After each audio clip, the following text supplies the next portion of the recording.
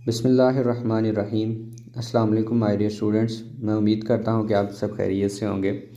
आज की इस वीडियो में हम क्लास 10 के मैथ का चैप्टर नंबर 3 करेंगे और उसकी मिसलेनियस एक्सरसाइज नंबर 3 को हम करेंगे, जिसमें हम MCQ सॉल्व करने लगे हैं।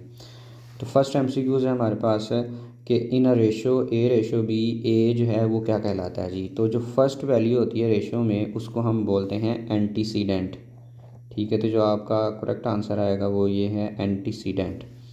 इसके बाद हम MCQs नंबर 2 को देखें तो इसमें हमसे ये पूछा जा रहा है in ratio X ratio Y is called. Y अगर आप देखें तो ये सेकंड वाली वैल्यू है, तो फर्स्ट वाली वैल्यू को एंटीसीडेंट बोलते हैं और सेकंड वाली वैल्यू को कॉन्सिक्वेंट बोलते हैं। तो इसका करेक्ट आंसर आएगा ये C वाला कॉन्सिक्वेंट।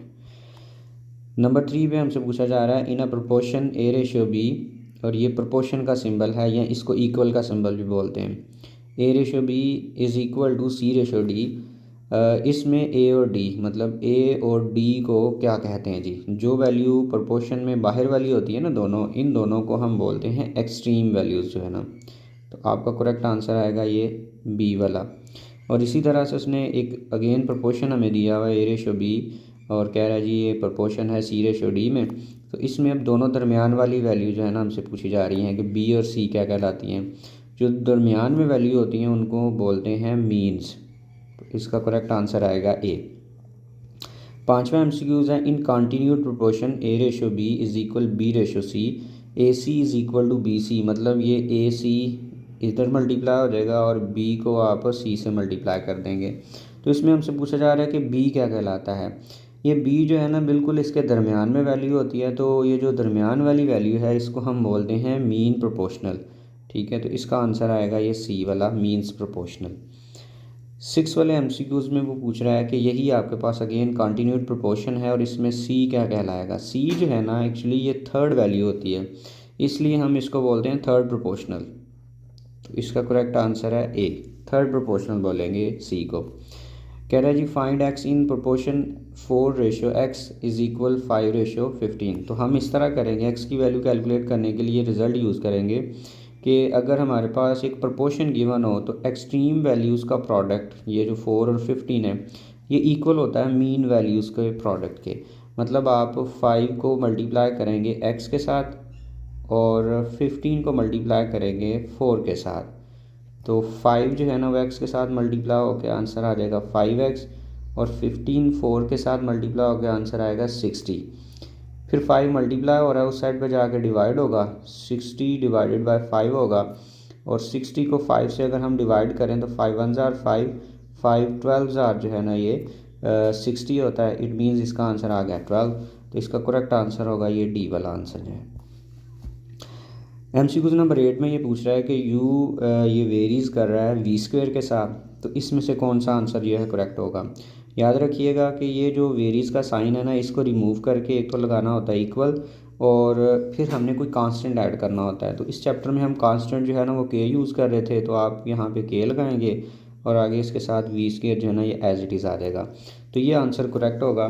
तो अगर आप गौर से देखें तो आपके पास ये B वाला जो है ना ये करेक्ट बन रहा है इसका ऑप्शन।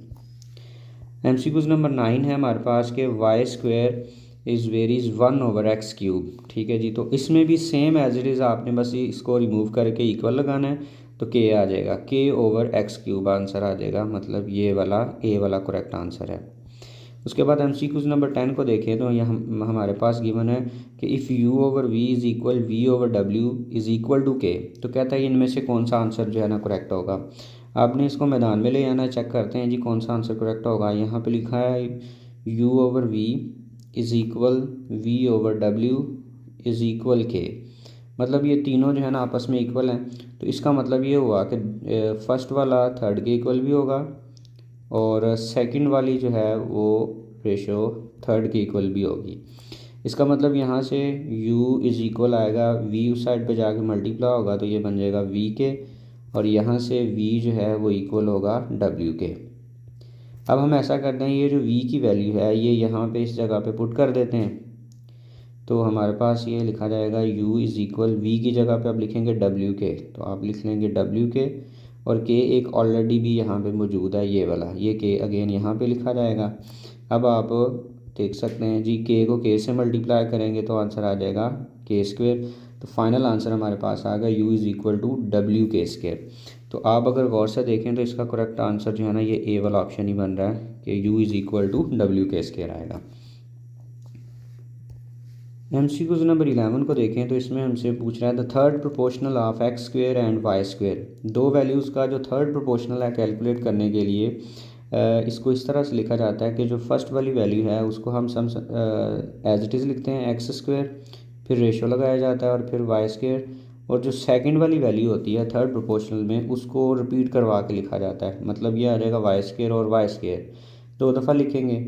और सपोज करें कि जो थर्ड प्रोपोर्शनल है उसका नाम है सी, तो इस सी को हमने कैलकुलेट करना है। उसके लिए वही रिज़ल्ट जो पीछे लगाया कि एक्सट्रीम वैल्यूज़ का प्रोडक्ट इक्वल होगा मीन्स का प्रोडक्ट। तो आप मल्टीप्लाई करेंगे सी को एक्स स्क्वेयर के साथ और वाई स्क्वेयर को वाई स्क्वेयर के साथ, तो वाई स्क्वेयर से मल्टीप्लाई होगा। फिर C X square is equal Y square को वाई स्क्वेयर से मल्टीप्लाई करेंगे तो आंसर आ जाएगा वाई 4, क्योंकि इधर भी देखें पावर 2 है, ये भी पावर 2 है, तो ये दोनों ऐड होकर पावर 4 हो जाएगी। और एक्स स्क्वेयर इधर मल्टीप्लाई है, उस साइड पर जाके हो जाएगा डिवाइड। तो हमारे पास ये जो थर्ड प्रोपोर्शनल इस केस के लिए आएगा, सॉरी ये स्क्वायर है, इस केस के लिए होगा Y power 4 over X square.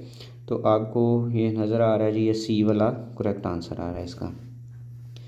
इसके बाद MCQ नंबर 12 देखें the fourth proportional W of X ratio Y proportion V ratio W. इसमें से कहता है कि डब्ल्यू की वैल्यू बतानी है। तो सेम एज इट इज़ आपने इसको इसके साथ मल्टीप्लाई करना है और इसको आपने इसके साथ मल्टीप्लाई करना है और उसके में डब्ल्यू की वैल्यू कैलकुलेट कर लेंगे। तो मतलब लिखा जाएगा डब्ल्यू एक्स और इज़ इक्वल वी वाई, ये प्रोडक्ट हो जाएंगे। और अगर हमने डब्ल्यू की ही वैल्यू निकालनी है तो एक्स इधर मल्टीप्लाई उस साइड पर जाके हो जाएगा डिवाइड। तो ये हमारे पास वैल्यू कैलकुलेट होगी W is equal to V over Y, V Y over X जो है। तो आप देख सकते हैं करेक्ट आंसर इसका बन रहा है जी बी, ये आपका करेक्ट आंसर होगा। If A ratio B is equal X ratio Y then alternendo property. Alternendo property जो है वो इस तरह से होती है, आप यूँ समझें कि ए रेशो बी को हम लिख सकते हैं A over B is equal X over Y. Alternendo में ये जो वैल्यू होती है इन दोनों को रिवर्स किया जाता है, एक्स जो है ना बी की जगह पे आ जाता है और बी जो है एक्स की जगह पे चला जाता है। तो यहाँ पे बन जाएगा A over X is equal B over Y. तो इधर से आप देख सकते हैं हमारे पास बिल्कुल करेक्ट जो आंसर बन रहा है जो भी मैंने सॉल्व किया है उसके अकॉर्डिंगली ए करेक्ट है।